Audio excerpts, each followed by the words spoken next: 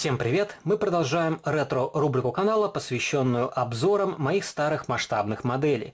И сегодня я вам покажу довольно интересный образец. Это американский спортивный автомобиль Dodge Viper, который копирует прототип 92 года. Это довольно старая масштабная копия, она приобреталась то ли в 94-м, то ли в 95-м году, уже и не вспомню. И у этой модели не сохранилось оригинальной упаковки, потому что раньше коробочкам не придавали особого значения. Вынимали модель из коробки, ставили на полку, а коробка сразу отправлялась в помойку. И этот Dodge Viper у меня долгое время хранился на открытой полке под солнечными лучами, поэтому тут немножко пожелтело лобовое стекло, также элементы салона и выгорела краска. И я думаю, впоследствии я разберу эту масштабную копию, отмою ее от пыли, также пройдусь по полиролью, чтобы вернуть лакокрасочному покрытию прежний блеск. И если у вас будет интерес, то как-нибудь я вам покажу очищенный и наполированный результат. И у меня в коллекции есть модели как в 18-м, так и в более крупных масштабах, но это некое исключение из правил. Основное направление в моей коллекции это 43-й масштаб, и машины в других масштабах я покупаю, если мне у них очень нравится дизайн или машина обладает какими-то интересными техническими решениями. И данный Dodge Viper не является исключением. Мне нравится дизайн настоящего автомобиля, и также помимо этой крупной масштабной копии у меня есть аналогичный Dodge Viper от Burago в 43-м масштабе, тоже в красном цвете. Это довольно старая масштабная копия, но тут я поставил другие колесики от более современной модели Burago. Изначально тут были колесики с 5 трапециевидными отверстиями. Но я поставил колеса по дизайну, напоминающие оригинальные колесные диски, хотя они тоже выглядят очень примитивно, и назвать их полноценными колесами, конечно, я думаю, будет не совсем целесообразно. Но на свое время это вполне хороший образец, и эта модель стоила относительно недорого, и в начале 90-х годов другой альтернативы по большому счету и не было. Модели от Mini-Champs появились в продаже значительно позже.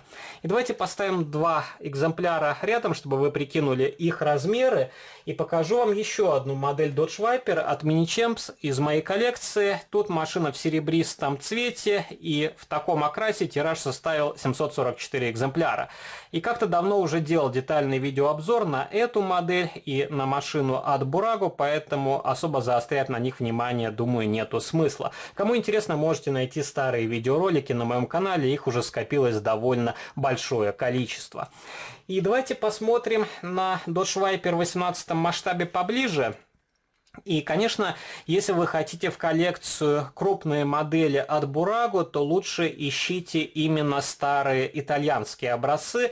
На вторичном рынке цена на такую модель может варьироваться от 10 до 50 евро, в зависимости от состояния масштабной копии и наличия у нее оригинальной упаковки.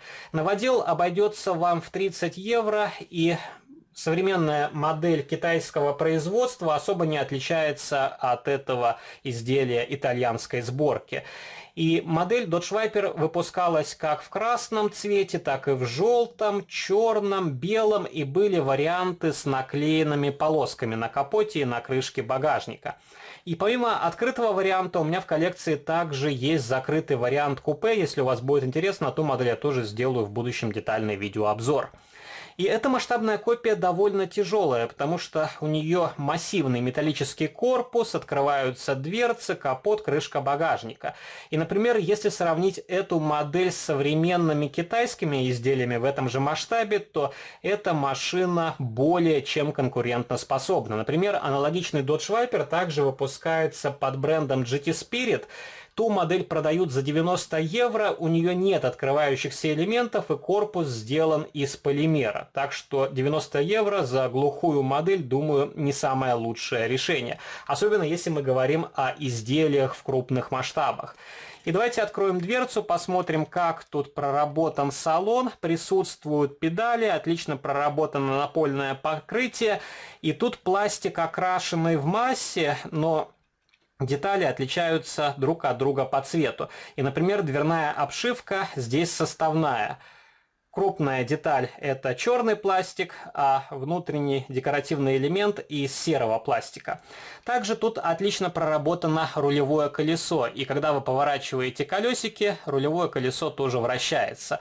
Хорошо сделана панель приборов, нанесли декаль с различными датчиками, также присутствуют вентиляционные отверстия, органы управления системой кондиционирования, установлена рукоятка стояночного тормоза, также ручка переключения коробки передач, и здесь вполне хорошая детализация сидений.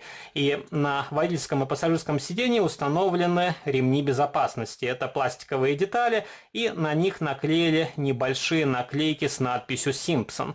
Это, видимо, производитель настоящих ремней безопасности. Также тут на окантовке лобового стекла установили солнцезащитные козырьки. Можно посмотреть, как сделана обшивка на пассажирской двери. И один момент, который мне не очень нравится на этой модели, это имитация зеркал. Тут наклеена фольга, и фольга прямоугольной формы, хотя корпус зеркала имеет закругленные бока.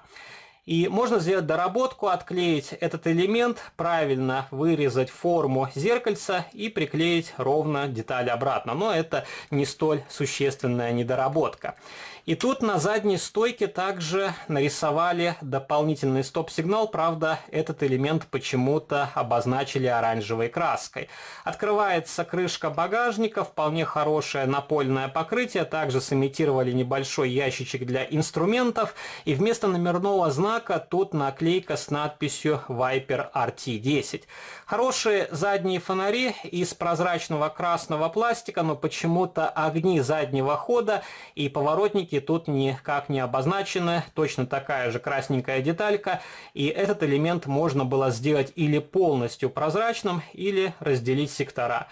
Также присутствует надпись на бампере Dodge Viper RT10, и у этой масштабной копии отлично проработаны колесные диски. Несмотря на то, что это не окрашенная деталь, тут в состав добавили небольшие блестки, и издалека колесные диски выглядят, как будто они покрашены серебристой краской. Прекрасные покрышки, есть маркировка Michelin, и тут задние покрышки шире, чем спереди. Это тоже несомненный плюс. Зачастую на модели из недорогого сегмента ставят одинаковые покрышки, и они ничем не отличаются. Прекрасно проработана нижняя часть, присутствует масляный поддон, коробка передач, задний мост, колесики свободно вращаются. И есть различные наборы для доработок моделей в 18 масштабе, так что сюда можно поставить и другие колесики, и дополнить модель разными навесными деталями. И также, если вы посмотрите, тут присутствует хромированная выхлопная труба. И на варианте Roadster она выходит под водительскую и пассажирскую дверь.